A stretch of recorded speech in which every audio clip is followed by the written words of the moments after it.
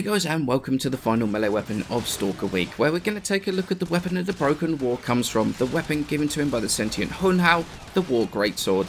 As I mentioned in the previous video, the Broken War is the war literally broken in half during the second Dream quest, and you can get a hold of the full weapon, get the blueprint to drop from Shadow Stalker, 5 Nitane, 2300 Polymer, 1400 Rubido, and a Broken War to build it. So how does it stack up stats wise when you finally built the war? It's got the highest base damage of any melee weapon outside of Arcwing of 140, with the majority 112 coming in the form of Impact, 24.5 as Slash, and 3.5 as Puncture. 10 more than even the Fraggle Prime or the Cindo Prime. The supporting stats are also pretty fantastic as well. 20% critical chance, 200% multiplier, even comes with a 20% status chance, meaning that you can proc some pretty good status procs fairly regularly. Those critical stats also mean that the weapon is definitely viable for using Berserker on, and it's very much needed to cover what I would say is the only real downside of the weapon, which is its below average attack speed of just 0.92 attacks a second, meaning that while you're building up the stacks once again, this thing can feel really rather slow, but once it's built up, then it really feels much more usable than it did before. Once again though, it's another weapon I cannot really find anything majorly wrong with, apart from that not so fantastic attack speed. It's a decent, well-rounded weapon stats-wise. Now, much like the other greatswords, it has a fairly reasonable choice in stances: Cleaving Whirlwind, Rending Crane, and Tempo Royale. Now, I know that Cleaving Whirlwind is a crowd favourite because of the Broken Ball combo. Massive damage boost on each of the spins in that combo, not to mention the fact that it also has a pretty decent AoE on those spins as well. But my personal favourite stance for the war is Tempo Royale. That August Mesto combo with the slam attack at the end of it gives some fantastic AoE crowd control, as well as the fact that each hit in the combo also has an increase in the damage modifier, meaning that it can push out some serious damage, as well as that crowd control at the end of the combo. It's my personal favourite, but that's not to say the others are bad. Much like all of the stances, give them a look, test them all out, you will be able to find one that suits your playstyle pretty quickly.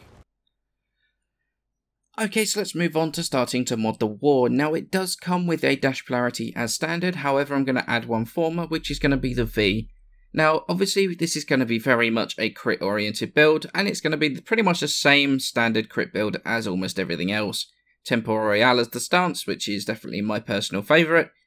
You got Blood Rush for crit chance, body count for combining with Blood Rush and keeping the combo multiplier up, Organ Shatter for crit damage, Berserker so that you can get faster attack speed when you crit, Pressure Point for melee damage, Life Strike. I still am not going to take this off. This is on every single one of my builds and will always remain on it. And then we've got the two elementals. So we've got Corrosive for non-corrosive projection, Grenier and Void. And then I definitely prefer Radiation for Corpus. I don't really like going... I mean, you could go straight... If you wanted to, go straight Electricity, which is pretty good against the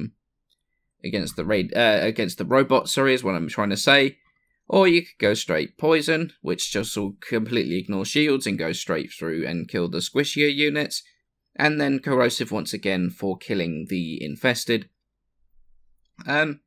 Personally, there's not a huge amount you can do in terms of changing the build, personally.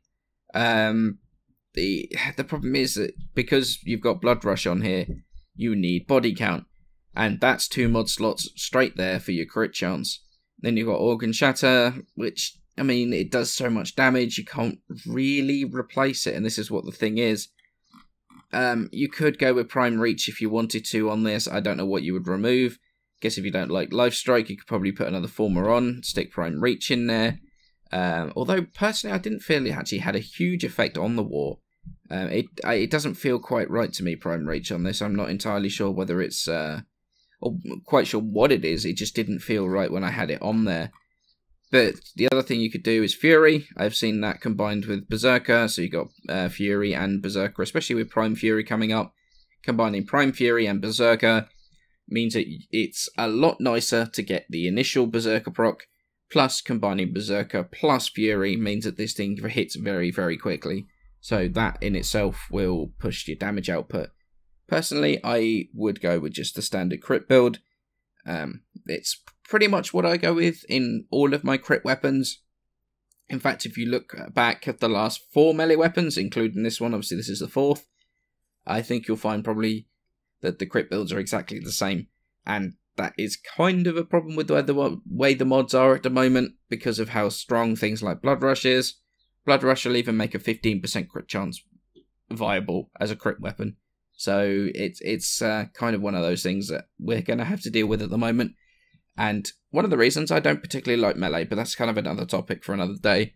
So this is the build I would go with. There isn't a huge amount I would change, but this is what we've got at the moment. So do I think it's worth taking and maxing out once you've managed to get your hands on it? And the answer is obviously yes, it is. Simply put, the War is another one of the top weapons in the game, without a doubt. Everyone was going on about the Fraggle Prime recently and how it's massive power creep. But honestly, it wasn't, because we already had the War in the game. Personally, I much prefer the playstyle of the War, not only because of the stances, but also the range of the weapon feels like the range it actually should be. So it was a lot less frustrating to not hit something that looks like it should have been range, but apparently wasn't. It has the stats to be able to keep up with the Fraggle Prime, no problem. Today, I decided to show the weapon in the background footage against proper level enemies in a sortie that wasn't ridiculous like enemy scaling armor. So you can see, well, it wasn't even enemy scaling armor, it was additional armor, straight up additional armor like the Broken War. So you can just see how much this shreds enemies without ridiculous modifiers like that. And this was a scaling enemy sortie because it's interception. It had scaling armor, and I was the only one with a the corrosive projection once again, and still the War was shredding enemies with ease. For the content we have in the game right now, there is nothing the War will struggle with, although I'm just going to balance that out by saying here's some footage with that additional enemy armor scaling, such as the one in the Broken War video.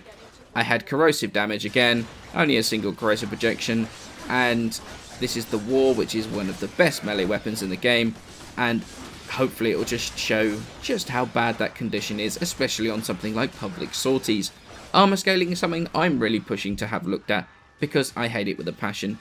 But again, that's slightly off topic, but still. Much like the Broken War that I took a look at yesterday, the War can be augmented with certain arcanes. Especially the, well, to be honest, they're the same ones as the Broken War actually.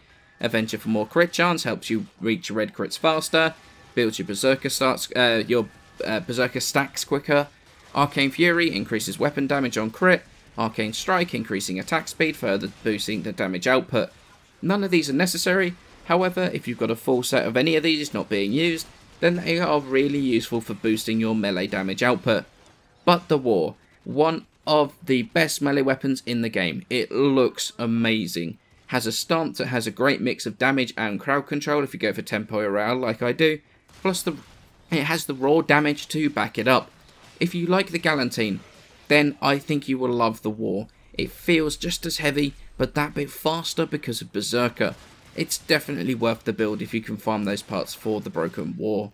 So I hope you enjoyed my look at all of the Stalkers melee weapons. I had more requests for any of the, well, for these melee weapons specifically than any other weapons in the game. So I decided to merge them all together and do the Stalker week looking at his signature stuff. But there is one more weapon that I've not done so far, and that is an updated Dread build, which is coming tomorrow. It won't be a full review like a normal weapon review, it will be more of an updated build video. So look forward to that, guys, and I shall see you in that video.